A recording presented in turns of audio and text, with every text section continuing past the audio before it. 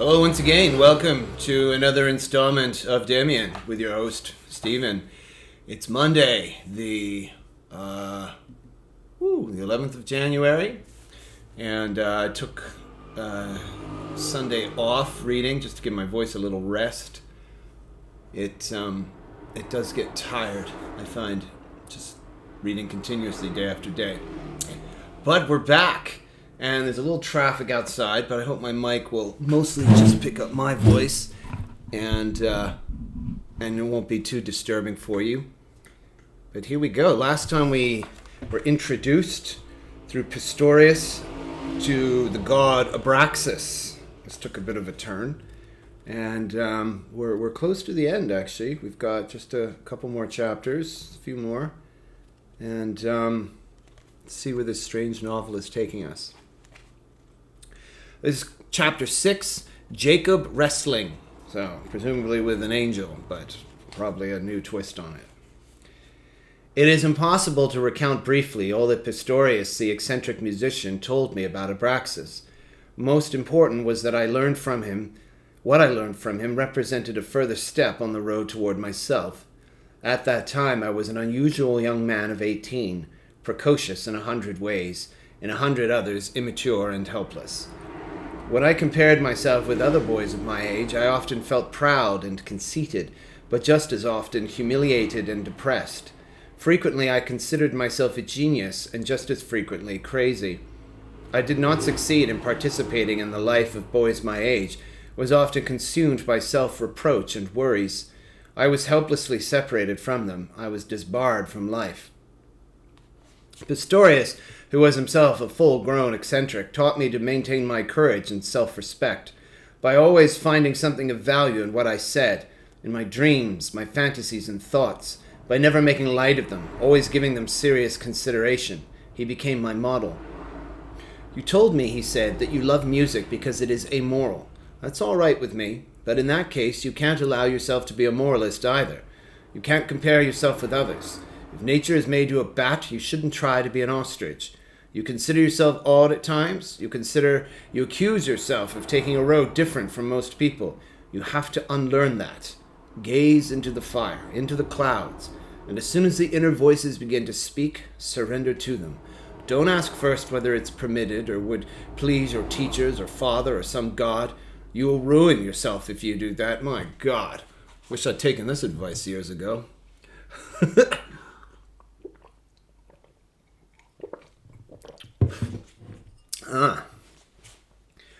If nature's made you a bat, you shouldn't try to be an ostrich.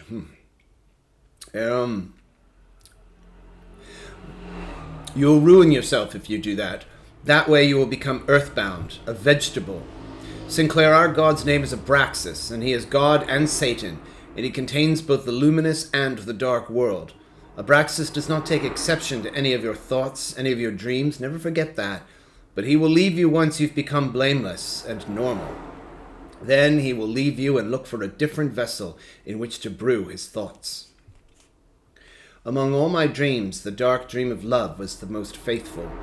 How often I dreamed that I stepped beneath the heraldic bird into our house, wanted to draw my mother to me, and instead held the great half-male, half-maternal mother in my arms, of whom I was afraid, but who also attracted me violently.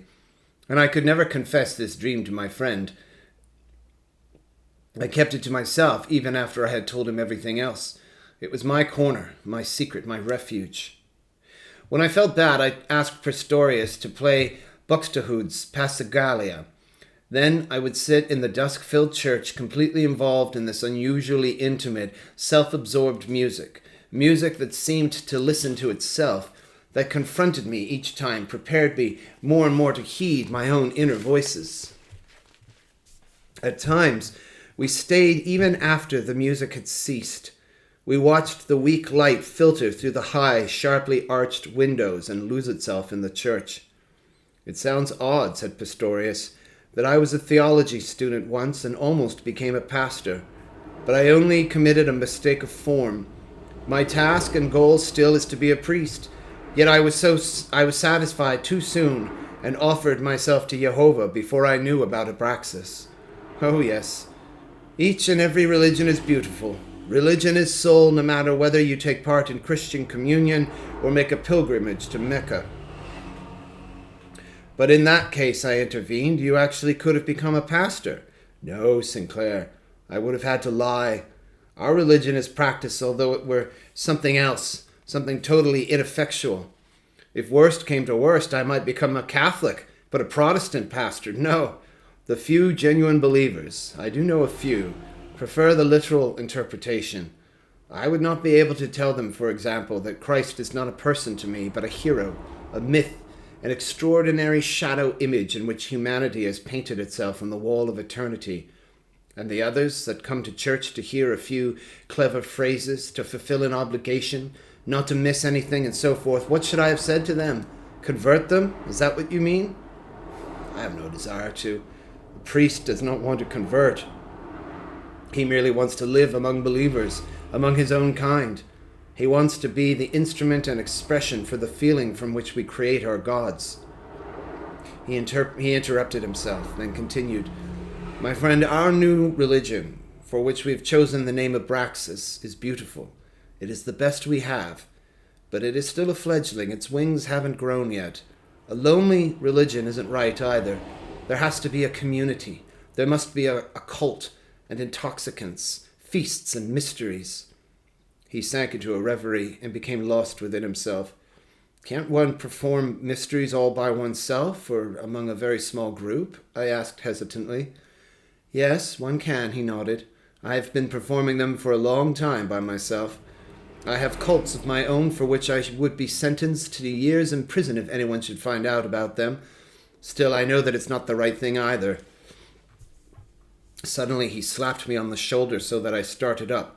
Boy, he said intensely, you too have mysteries of your own. I know that you must have the dreams that you don't tell me. I don't want to know them, but I can tell you, live those dreams. Play with them. Build altars to them.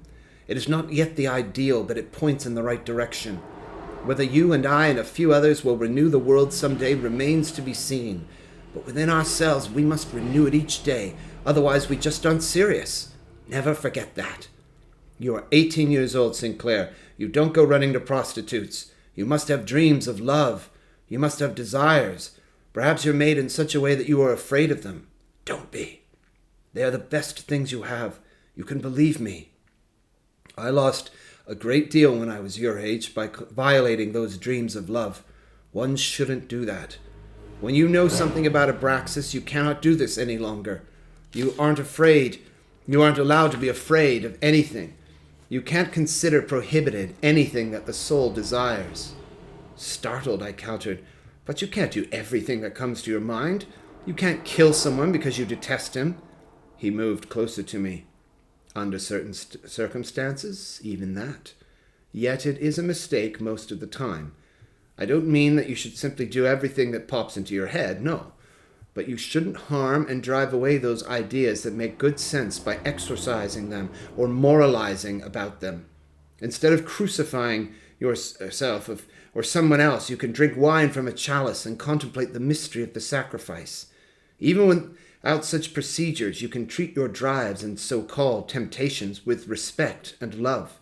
Then they will reveal their meaning, and they all do have meaning. If you happen to think of something truly mad or sinful again, if you want to kill someone or want to commit some enormity, Sinclair, think at that moment that it is Abraxas fantasizing within you. Well, if I want to just go get drunk all the time, is that... I don't know. Let's keep reading. The person whom you would like to do away with is, of course, never Mr. X, but merely a disguise. If you hate a person, you hate something in him that is part of yourself. What isn't part of ourselves doesn't disturb us. Never before had Pistorius said anything to me that touched me as deeply as this. I could not reply. But what had affected me most, and in the strangest way, was the similarity of this exhortation to Demian's words, which I had been carrying around with me for years. They did not know each other, yet both of them had told me the same thing. The things we see, Pistorius said softly, are the same things that are within us. There is no reality except the one contained within us. That is why so many people live such an unreal life. They take the images outside them for reality and never allow the world within to assert itself. You can be happy that way. But once you know the other interpretation, you no longer have the choice of following the crowd. Sinclair, the majority's path is an easy one. Ours is difficult. A few days later, after I had twice waited in vain, I met him late at night as he came seemingly blown around a corner by the cold night wind, stumbling all over himself, dead drunk. I felt no wish to call him. He went past me without seeing me, staring in front of himself with bewildered eyes shining, as though he followed something darkly calling out of the unknown. I followed him the length of one street. He drifted along as though pulled by an invisible string, with a fanatic gait, yet loose like a ghost. Sadly, I returned home to my unfulfilled dreams. So that is how he renews the world within himself, it occurred to me. This is what I was thinking. At the same moment, I felt that was a low, moralizing thought. What did I know of his demons? Perhaps he walked a more certain path in his intoxication than I within my dream. I had noticed a few times during the breaks between classes that a fellow student I had never paid any previous attention to seemed to seek me out. He was a delicate, weak-eyed boy with thin red blonde hair, and the look in his eyes and his behavior seemed unusual. One evening when I was coming home, he was lying in wait for me in the alley. He let me walk past, then followed me and stopped when I did before the front door. "Is there something you want from me?" I asked him. "I would only like to talk with you once," he said shyly. "Be so kind as to walk with me for a moment." I followed him, sensing that he was excited and full of expectation. His hands trembled. "Are you a spiritualist?" he asked suddenly. "No, Naur," I said, laughing. "Not in the least. What makes you think I am?" "But then you must be a theosophist." "Neither."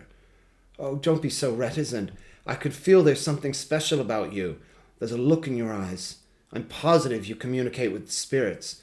I'm not asking out of idle curiosity, Sinclair. No, I'm a seeker myself, and I'm so very alone." "Go ahead, tell me about it," I encouraged him. "I don't know much about spirits. I live in my dreams, that's what you sense. Other people live in dreams, but not in their own. That's the difference." "Yes, maybe that's the way it is," he whispered. "It doesn't matter what kinds of dreams they are in which you live. Have you heard about white magic?" I had to say no. "That is when you learn self-control. You can become immortal and bewitch people. Have you ever practiced any exercises?" After I had inquired what these exercises were, he became very secretive. That is, until I turned to go back. Then he told me everything. "For instance, when I want to fall asleep or want to concentrate on something, I do one of these exercises. I think of something, a word, for example, or a name, or a geometrical form. Then I think this form into myself as hard as I can. I try to imagine it until I can actually feel it inside my head. Then I think it in the throat, and so forth, until I am completely filled by it. Then I'm as firm as though I had turned to stone and nothing can distract me anymore." I had a vague idea of what he meant, yet I felt certain that there was something else troubling him. He was so strangely excited and restless. I tried to make it easy for him to speak, and it was not long before he expressed his real concern. "You're continent, too, aren't you?" he asked reluctantly. "What do you mean, sexually?" "Yes. I've been continent for 2 years, ever since I found out about the exercises. I had been depraved until then, you know what I mean." "So you've never been with a woman?" "No," I said. "I never found the right one." "But if you did find a woman that you felt was the right one, would you sleep with her?" "Yes, naturally, if she had no objections," I said a little derisively. "Oh, you're on the wrong path altogether. You can train your inner powers only if you're completely continent. I've been for 2 whole years. 2 years and a little more than a month. It's so difficult. Sometimes I think I can't stand it any much longer." "Listen, now, I don't believe that continence is all that important." "I know," he objected. "That's what they all say. But I didn't expect you to say the same thing. If you want to take the higher, the spiritual road, you have to remain absolutely pure. This sounds like the friend I've dedicated this reading to. He's repeating some of those lessons they learned here. Well, be pure then. But I don't understand why someone is supposed to be more pure than another person if he suppresses his sexual urges. Or are you capable of eliminating sex from all your thoughts and dreams? He looked at me despairingly. No, that's just the point. My God, but I have to. I have dreams at night that I couldn't even tell myself. Horrible dreams. I remembered what Pistorius had told me, but much as I agreed with his ideas, I could not pass them on.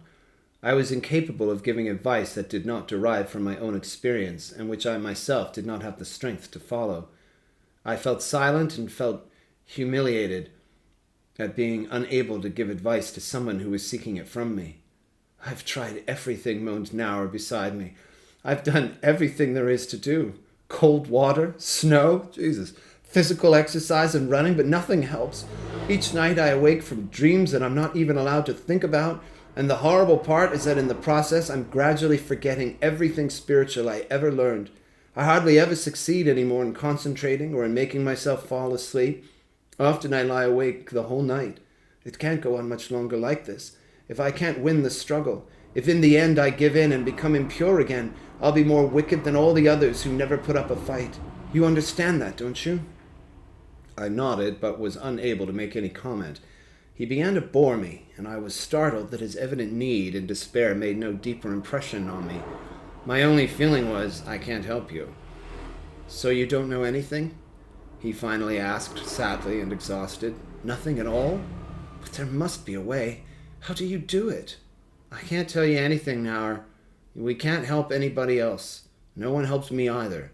You have to come to terms with yourself, and then you must do what your innermost heart desires. There is no other way. If you can't find it yourself, you'll find no spirits either. The little fellow looked at me, disappointed and suddenly bereft of speech. Then his eyes flashed with hatred. He grimaced and shrieked, "Ah, you're a fine sate!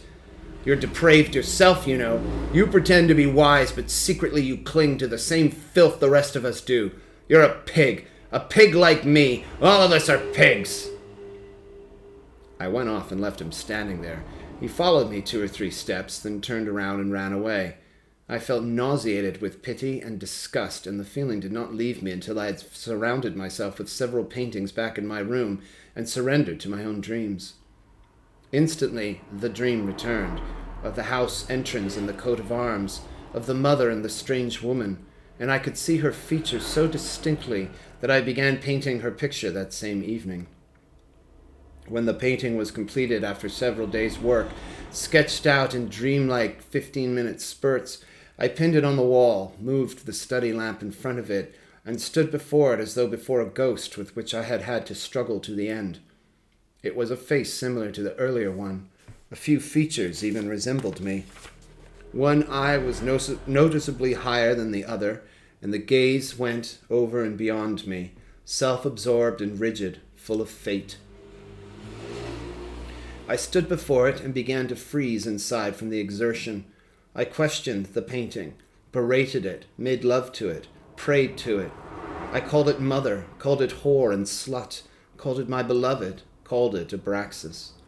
Words said by Pistorius or Demian occurred to me between my imprecations. I could not remember who had said them, but I felt I could hear them again. They were words about Jacob's wrestling with the angel of God and his, "I will not let thee go except thou bless me."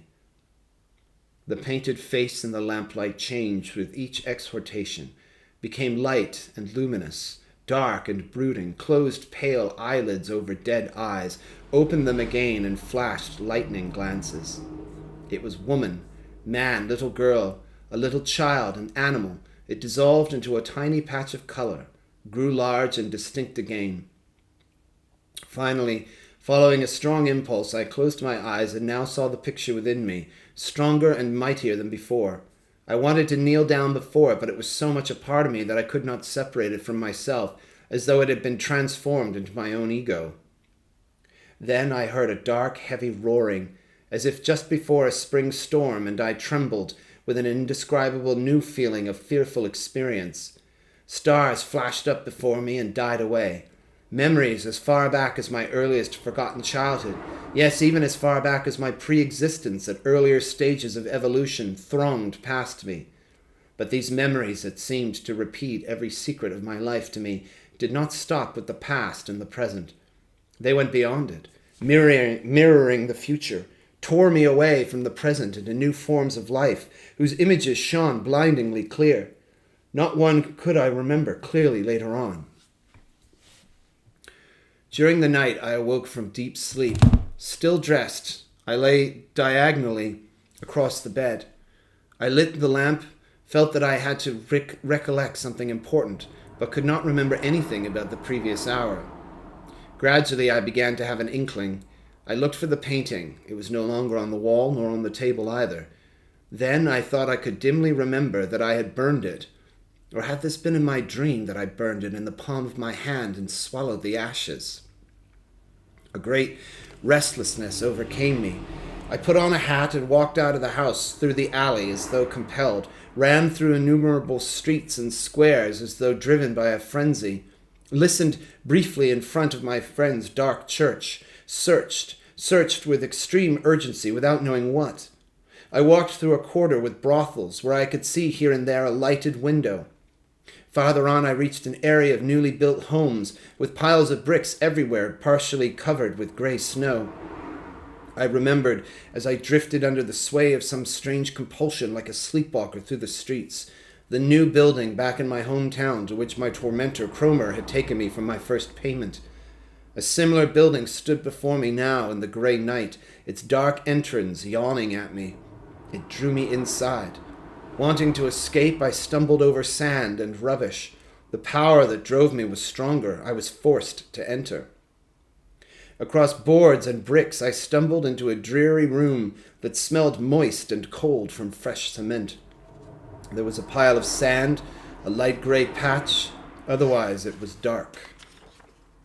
Then a horrified voice called out, "My God, Sinclair, where did you come from?" Beside me, a figure rose up out of the darkness, a small, lean fellow like a ghost, and even in my terror I recognized my fellow student, Naur. "How did you happen to come here?" he said, mad with excitement. "How were you able to find me?" I didn't understand. "I wasn't looking for you," I said, benumbed. Each word meant a great effort, and came only haltingly through dead lips. He stared at me. "Weren't looking for me?" "No, something drew me." "Did you call me?" "You must have called me. What are you doing here anyway? It's night."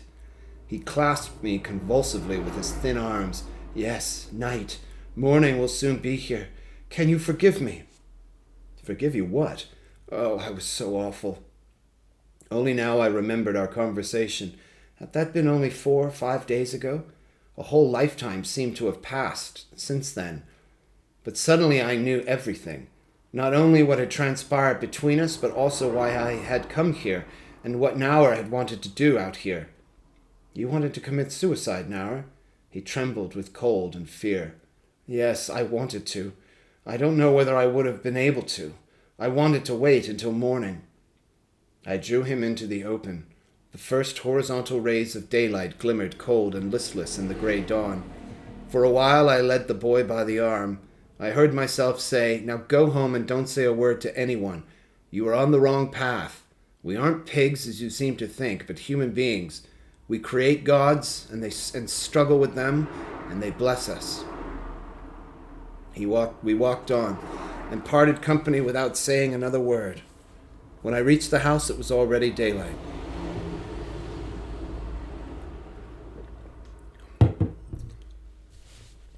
The best things I gained from my remaining weeks in Saint, the school with the line through it, were the hours spent with Pistorius at the organ or in front of his fire.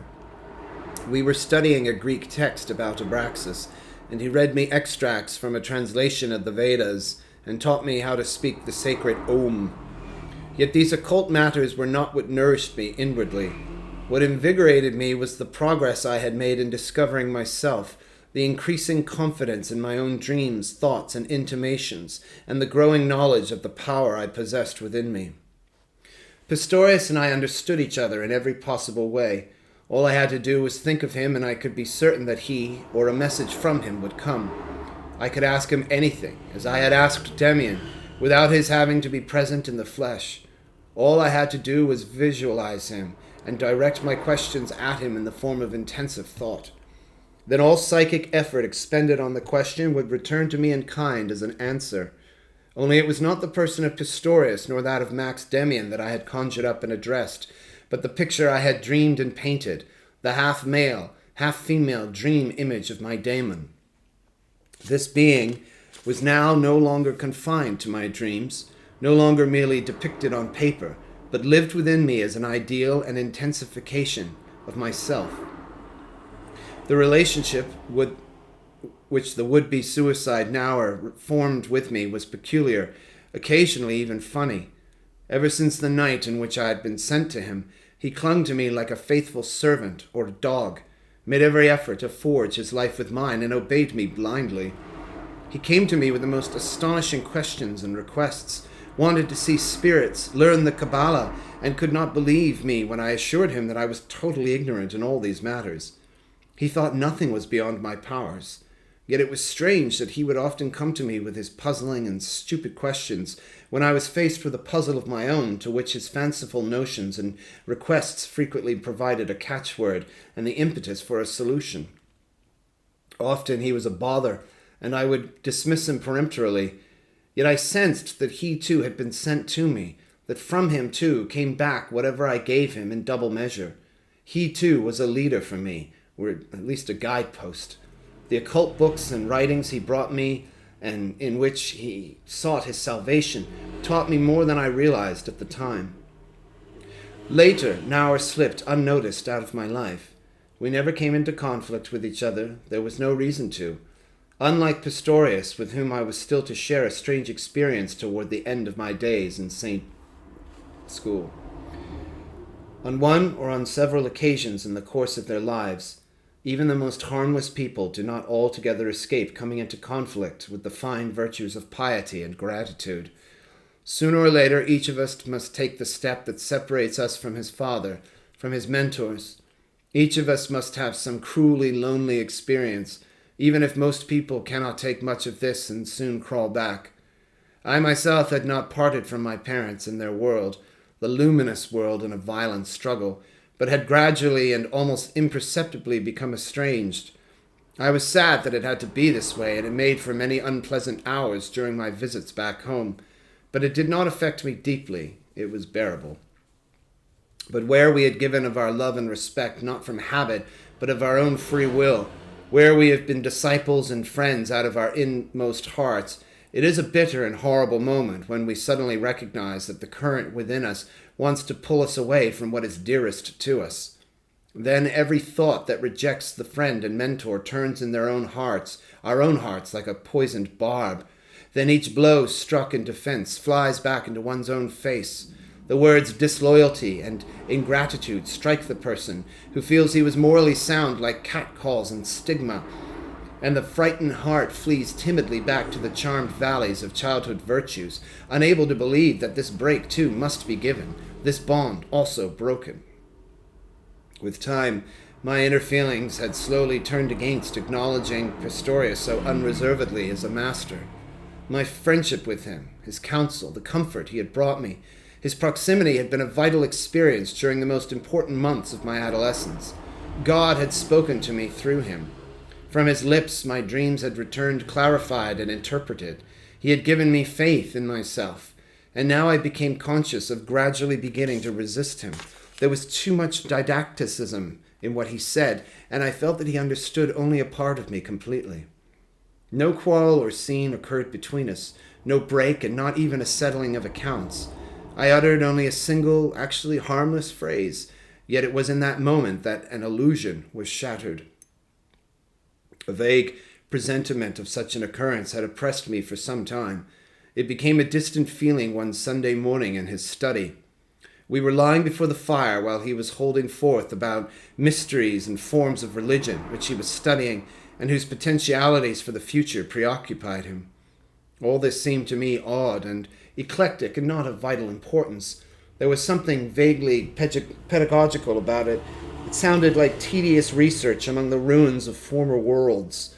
And all at once I felt a repugnance for his whole manner, for this cult of mythologies, this game of mosaics he was playing with second-hand modes of belief. "Pistorius," I said suddenly in a fit of malice that both surprised and frightened me, "you ought to tell me one of your dreams again sometime. A real dream, one that you've had at night. What you're telling me there is all so damned antiquarian." He had never heard me speak like that before, and at the same moment I realized with a flash of shame and horror that the arrow I had shot with him, that had pierced his heart, had come back from his own armory. I was now flinging back at him reproaches that on occasion he had directed against himself, half in irony. He fell silent at once. I looked at him with dread in my heart and saw him turning terribly pale. After a long, pregnant pause, he placed fresh wood on the fire and said in a quiet voice, "You're right, Sinclair. You're a clever boy. I'll spare you the antiquarian stuff from now on." He spoke very calmly, but it was obvious he was hurt. What had I done? I wanted to say something encouraging to him, implore his forgiveness, assure him of my love and my deep gratitude. Touching words came to mind, but I could not utter them. I just lay there gazing into the fire and kept silent. He too kept silent, and so we lay while the fire dwindled, and with each dying flame I felt something beautiful, intimate, irrevocably burn low and become evanescent. "I'm afraid you've misunderstood me," I said finally with a very forced and clipped voice. The stupid, meaningless words fell mechanically from my lips as if I were reading from a magazine serial. "I quite understand," Pistorius said softly. "You're right." I waited. Then he went on slowly. "Inasmuch as one person can be right against another." No, I am wrong," a voice screamed inside me, but I could not say anything.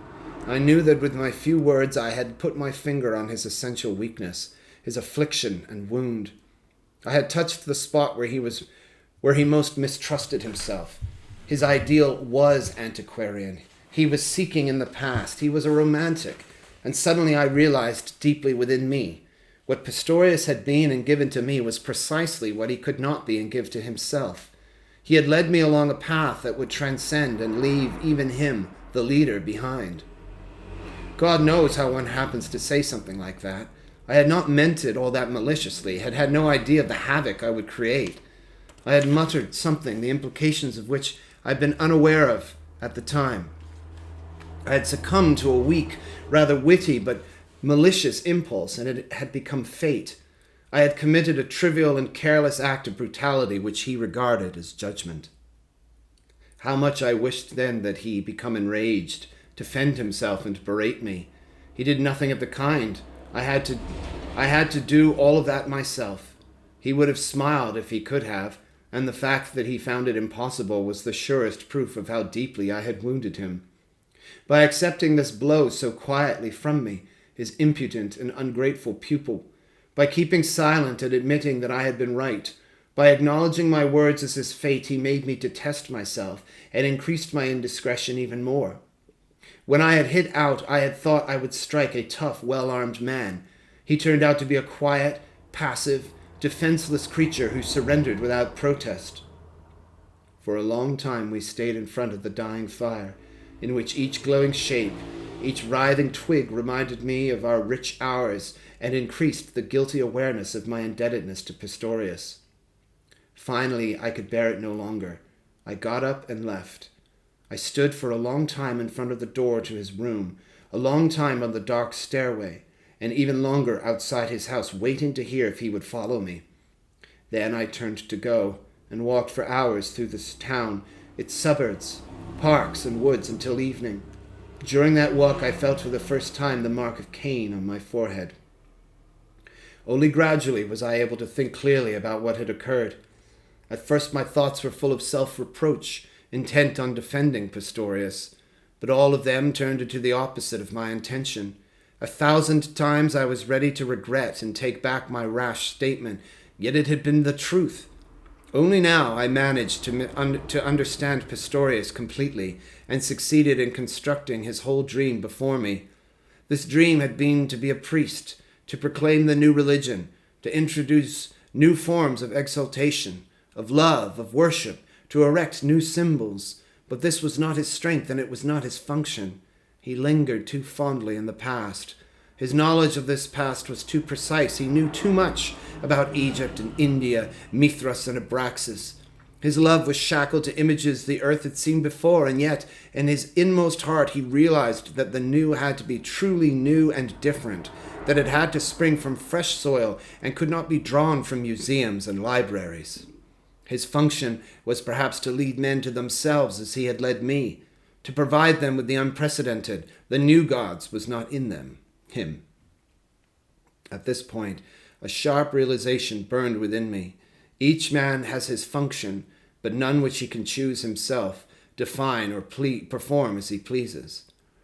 It was wrong to desire new gods, completely wrong to want to provide the world with something.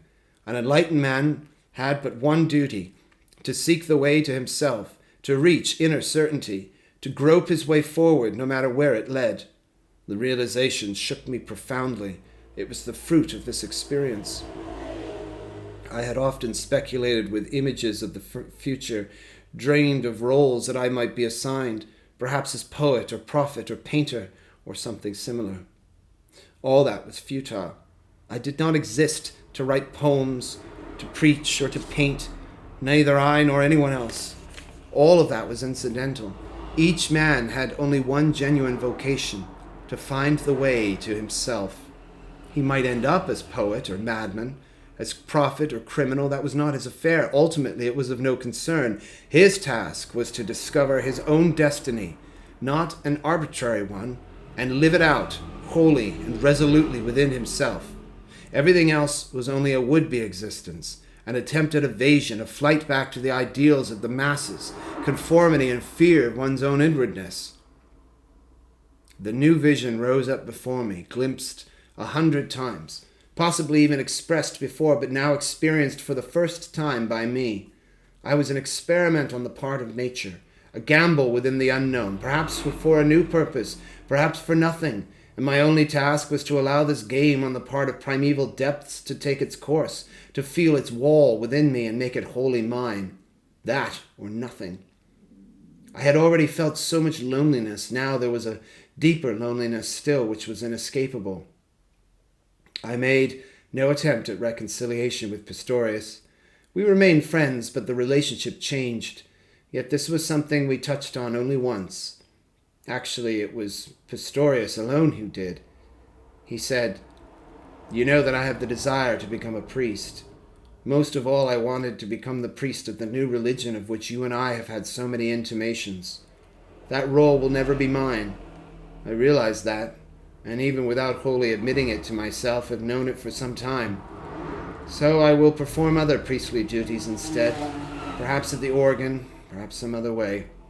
But I must have always things around me that I feel are beautiful and sacred, organ music and mysteries, symbols and myths. I need and cannot forgo them. That is my weakness. Sometimes, Sinclair, I know that I should not have such wishes, that they are a weakness and luxury. It would be more magnanimous and just if I put myself unreservedly at the disposal of fate. But I can't do that. I'm incapable of it. Perhaps you will be able to do it one day. It is difficult. It is the only truly difficult thing there is. I have often dreamed of doing so, but I can't. The idea fills me with dread. I'm not capable of standing so naked and alone. I, too, am a poor, weak creature who needs warmth and food and occasionally the comfort of human companionship. Someone who seeks nothing but his own fate no longer has any companions. He stands quite alone and has only cold universal space around him. That is Jesus in the Garden of Gethsemane, you know. There have been martyrs who gladly let themselves be nailed to the cross, but even these were no heroes, were not liberated, for even they wanted something that they had become fond of and accustomed to. They had models, they had ideas and ideals, But the man who only seeks his destiny has neither models nor ideals, has nothing dear and consoling. And actually, this is the path one should follow. People like you and me are quite lonely, really, but we still have each other. We have the secret satisfaction of being different, of rebelling, of desiring the unusual. But you must shed that too if you want to go all the way to the end. You cannot allow yourself to become a revolutionary, an example, a martyr. It is beyond imagining. Yes, it was beyond imagining. But it could be dreamed, anticipated, sensed. A few times I had a foretaste of it in an hour of absolute stillness. Then I would gaze into myself and confront the image of my fate. Its eyes would be full of wisdom, full of madness. They would radiate love or deep malice. It was all the same. You were not allowed to choose or desire any one of them. You were only allowed to desire yourself, only your fate. Up to this point, Pistorius had been my guide. In those days, I walked about as though I were blind. I felt frenzies. Each step was a new danger. I saw nothing in front of me except the unfathomable darkness into which all paths I had taken until now had led and vanished. And within me, I saw the image of the Master, who resembled Demian, and in whose eyes my fate stood written. I wrote on a piece of paper, "A leader has left me. I am enveloped in darkness. I cannot take another step alone. Help me." I wanted to mail it to Demian, but didn't. Each time I wanted to, it looked foolish and senseless. But I knew my little prayer by heart, and often recited it to myself. It was with me every hour of the day. I had begun to understand it. My school days were over. I was to take a trip during my vacation, my father's idea, and then enter a university. But I did not know what I would major in. I had been granted my wish. 1 semester of philosophy. Any other subject would have done as well. I don't know whether I understood that, or what I took away from it. I'm certainly trying to apply it to my own life. Maybe I just should have been reading it. Trouble is, I'll forget. I'm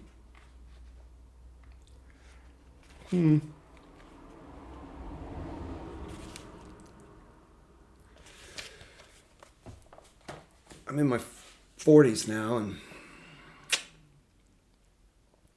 we're not the young man who's often the hero in these books anymore. I guess I'm still relatively young, but I'm certainly feeling the decline set in.